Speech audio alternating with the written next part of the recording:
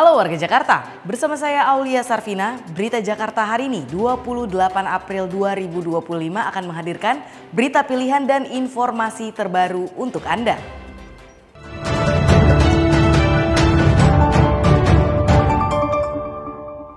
Warga Jakarta, sebelum kita ke berita utama Berita Jakarta hari ini, dari meja redaksi telah kami siapkan 3 berita pilihan dari website beritajakarta.id berikut ini.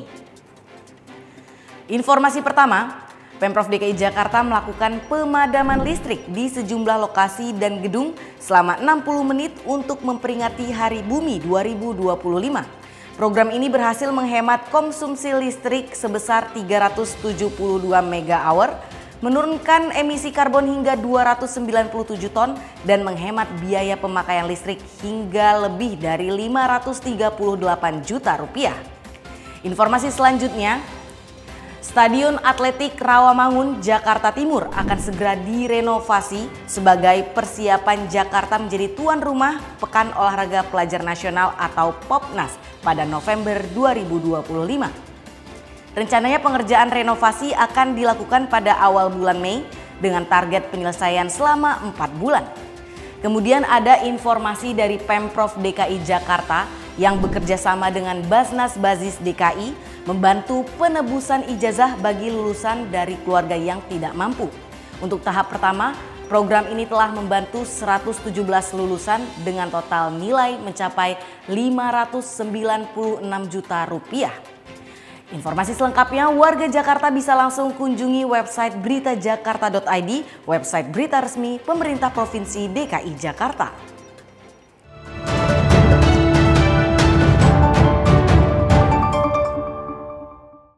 Kita beralih ke berita pertama Berita Jakarta hari ini. Gubernur DKI Jakarta Pramono Anung akan membuat patung pahlawan nasional asal Betawi Muhammad Husni Tamrin. Patung itu nantinya akan ditempatkan di titik jalan protokol sesuai namanya Jalan MH Tamrin, Jakarta Pusat.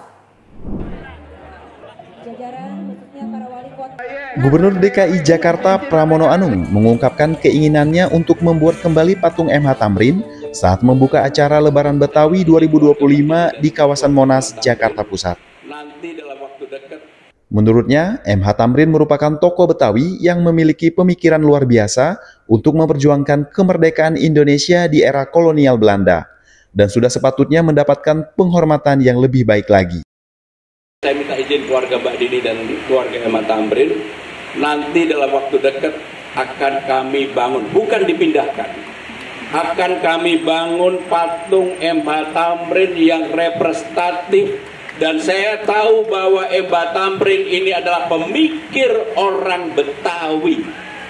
Maka saya hanya meminta kepada pematungnya yang akan buat wajah MH Tamrin, tangan dan wajahnya MH Tamrin yang sedang berpikir.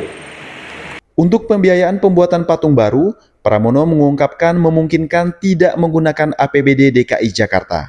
Sementara patung MH Tamrin yang telah berdiri di Jalan Medan Merdeka Selatan, rencananya akan dipindahkan ke Museum MH Tamrin di kawasan Senen, Jakarta Pusat.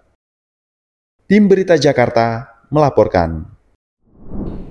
Kita beralih ke berita selanjutnya.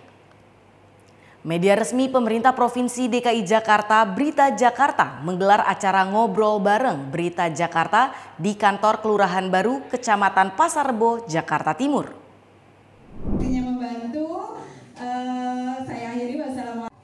Mengusung tema menyongsong 500 tahun Jakarta, wujudkan masyarakat cerdas melalui akses informasi dan kesehatan, acara ini menghadirkan narasumber dari Balai Besar Pengawasan Obat dan Makanan atau BBPOM DKI Jakarta.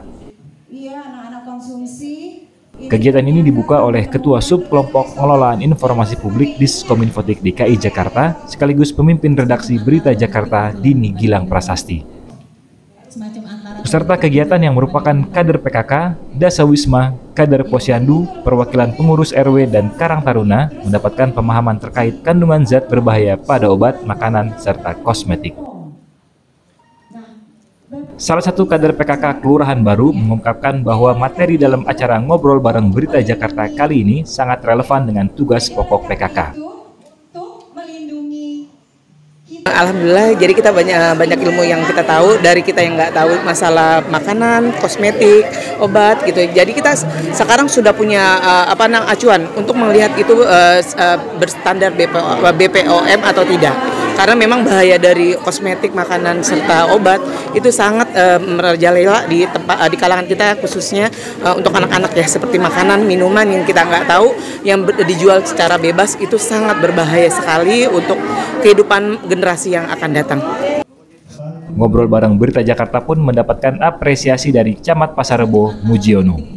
Bagus sekali, jadi kami menyambut baik upaya-upaya yang dilakukan, pengenalan informasi-informasi yang sehari-hari sebenarnya di masyarakat ini tidak mengawang-awang malah langsung membumi. Saya pikir ini sangat bermanfaat. Kegiatan ngobrol bareng Berita Jakarta selain untuk mensosialisasikan media Berita Jakarta, bertujuan juga mengedukasi warga dengan menghadirkan narasumber berkompeten terkait isu aktual dan permasalahan di lingkungan warga. Tim Berita Jakarta melaporkan.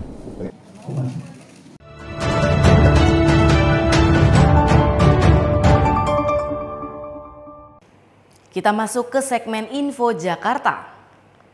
Pusat Pelatihan Kerja Daerah atau PPKD Jakarta Pusat membuka pendaftaran pelatihan kerja gelombang ketiga tahun 2025.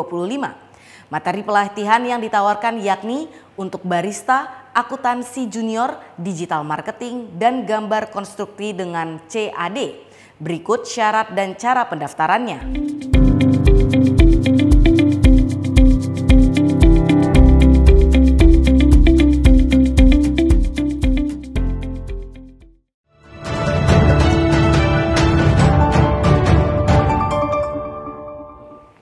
Beralih ke informasi cuaca. Sebelum memulai aktivitas esok hari, warga Jakarta bisa melihat prakiraan cuaca yang dirilis BMKG berikut ini. Dikutip dari laman bmkg.go.id, pada Selasa 29 April 2025 diperkirakan sebagian besar wilayah Jakarta akan cerah. Wilayah yang diperkirakan akan cerah yakni Jakarta Pusat, Jakarta Utara, Jakarta Barat, Jakarta Timur, dan Jakarta Selatan. Sementara Kepulauan Seribu akan cerah berawan. Suhu udara diperkirakan antara 24 hingga 30 derajat Celcius. Masyarakat diimbau tetap waspada dengan perubahan cuaca yang terjadi. Demikian Berita Jakarta hari ini. Saya Aulia Sarvina dan tim redaksi pamit undur diri. Menyongsong 5 abad Jakarta, jati diri Indonesia, megapolitan dunia. Sampai jumpa.